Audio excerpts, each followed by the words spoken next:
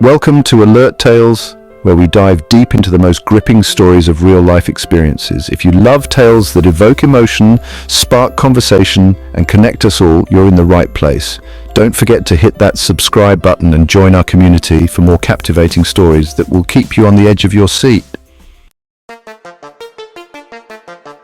My sister had a baby and didn't tell me she was even pregnant. TLDR, my 47-year-old sister had a baby 2 days ago, and I found out through a voicemail from our semi-estranged mother. Called my sister to clarify and had a very awkward and disbelieving conversation. What's my next move? So I'm Sunday Scary Sofa TV watching with my partner. I get a call from my mother who, due to her mental illness and many years of friction between us, I don't tend to engage with her. She leaves a voicemail saying that I'm an auntie and my kids, 17-year-old son and 13-year-old daughter, have a cousin because my only sibling, my sister, had a baby. What? My sister and I, again thanks to our mother's mental illness and our life trajectories, aren't that close, but we've made an effort over the years. 7 years age, difference, favoritism, and different schooling and cultural upbringings have made sisters that only really have our frustrations with our mother and our childhood home in common. That being said, we became closer when my ex-husband and I had our son, and that increased when we had our daughter, when my sister got married and bought a home, essentially when we became adults in our own spaces. We still have our awkwardness, but we've traded holiday dinners at our homes. She's watched her niece and nephew a few times, and we check in on each other via text and social media. She was very supportive when I left my husband and during the dust settling. We live in neighboring states and life is busy, so we catch up when life allows. Overall, my family ties are tenuous, and while it saddens and has frustrated me, I'm getting to the age where I'm accepting of it and just trying to meet people where they are at. So imagine my shock when my sister texted me immediately after our mother's voicemail with "call me when you get a chance." Turns out yes, she had a baby the night before and never told me she was pregnant. When I called her, her explanation was in some ways sensible, but in others suspect, and I had a very hard time not asking questions to clarify what had happened, and she seemed awkward and kind of embarrassed when answering. She's over 40 and was nervous. She tried to call me a few times and my phone went to voicemail. Not to my knowledge. No voicemails or missed calls, and we've texted quite a few times during her pregnancy, according to the math. Did you have a baby shower? Reluctantly and not quite truthful sounding, she said, my co-workers threw a little something, but I was feeling superstitious about having one due to an acquaintance who lost her baby after. Everyone must have been so surprised.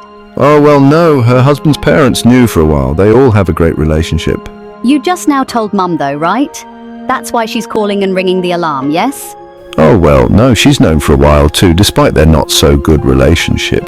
The baby came a month early and breech, but is fine. Funny in that's how my kids presented. Boy was breech and girl was a month early, so I can totally sympathize. Her excuse that the baby came early is not a good one, because obviously whether last night or in December, it's too late. I wasn't on your list of, let me tell them I'm pregnant. She really had no real explanation that sounded authentic. I thought we were cool. So I'm so stuck on the inexplicable and deliberate decision not to tell me that I'm having a difficult time feeling anything besides disbelief and slightly hurt feelings. Not the building excitement of seeing my younger sister go through pregnancy, the anticipation of having a niece finally, of bonding over new parent anxieties and sharing my little bit of advice. Not the auntie urge to see my new niece. I'm meh. I've been slowly coming to the place where I'm disillusioned about much of life and all relationships. Less tolerant of bullshit, and a reluctance to be bothered fixing things that I didn't break. I'm kinda uninterested. Well, I feel bad that I'm not immediately in fawning mode over this new baby. I obviously wasn't wanted in that mode, right? Baby is 2 days old at this point, and I'm feeling pressure to figure out how I feel about this, how I'm showing up without invalidating how this has made me feel. My fiancé just broke up with me after 7 years of being together. Hi everyone. Just wanted to say thank you for the support before I update. After he told me he flirted with someone mere hours after leaving me, any desire for reconciliation on my part vanished. So, the next day I decided to get into gear. I sat him down and calmly discussed the living arrangements going forward. We are both on the lease and it only ends next year in June. If we terminate the lease early, then we lose the deposit. This would have no effect on him because once we terminate the lease, he was planning on moving back home with his parents, where he wouldn't have to contribute anything financially. We agreed to wait a bit until I can get my finances sorted because I can't afford to live there by myself. He agreed, and things settled for a bit. On Monday, while I was at work, he messaged me to let me know that he was moving out on that day and that his mom would be picking me up before I get home. No goodbye, no nothing. After 7 years, he didn't even have the decency to tell me to my face. He barely cleaned up after himself, so the place was a mess. Even though he deeply hurt me, the news was still devastating, and I cried in the bathroom at work. My manager is letting me work from home for the rest of the week, and my mom is staying in the apartment with me now. He's agreed to still cover his half of the rent, but I don't trust that he'd do that for long. The sooner I get out of here and can cut ties with him completely, the better. He actually left the majority of his stuff still here and said he'd pick it up once I move out. Sorry if this update is confusing. I am exhausted and overwhelmed. This weekend has been nothing short of a nightmare, and I'm still in disbelief that this is even happening. Throughout the entire weekend, he never left the house even once. He was at his desk from 10 in the morning to 5 the next morning, gaming, drinking, and vaping. Meanwhile, I went out with friends twice. I set up a portfolio and applied for freelance copywriting gigs to supplement my income, and I drove for the first time in years.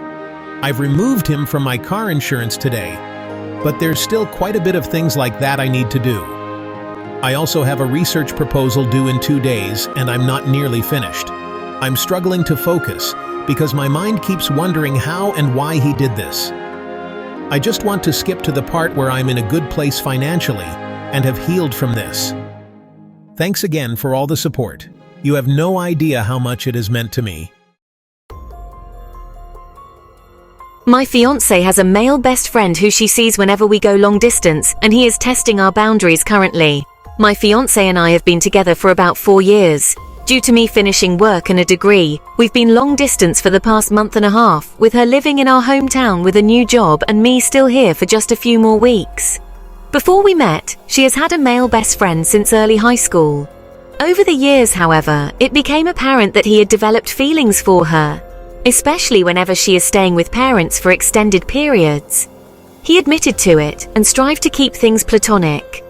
Things were fine until just over a year ago when he lost his sister in a freak accident, and obviously it affected him deeply. But he also became bold. He has started making inappropriate comments like, "You look hot," "I wish you were single," to "I can't hide these feelings because life's too short." He thinks of her sexually too. My fiancé is naturally empathetic and honest, so she tells me everything, but continues to forgive him, understanding that his behavior might stem from his loss. I agreed with that at first. Lately, things escalated again. In the past, and currently, whenever she visits home for extended periods and we go long distance for a month or two, she will spend a lot of time with him almost daily, gaming, walking, staying up late, etc. She shares all the details with me, and this time it has started to make me uncomfortable. But then he tried to kiss her a few weeks ago. She stops talking to him, but he quickly earns back her trust. He says that it's only right to be together, and they are soulmates and have a deeper history than I do. He used issues in our relationship to argue that she is happier with him. She still sets boundaries but feels pity for him and is reluctant to distance herself more. She admits she enjoys his company during our long-distance period, but now it makes me uncomfortable.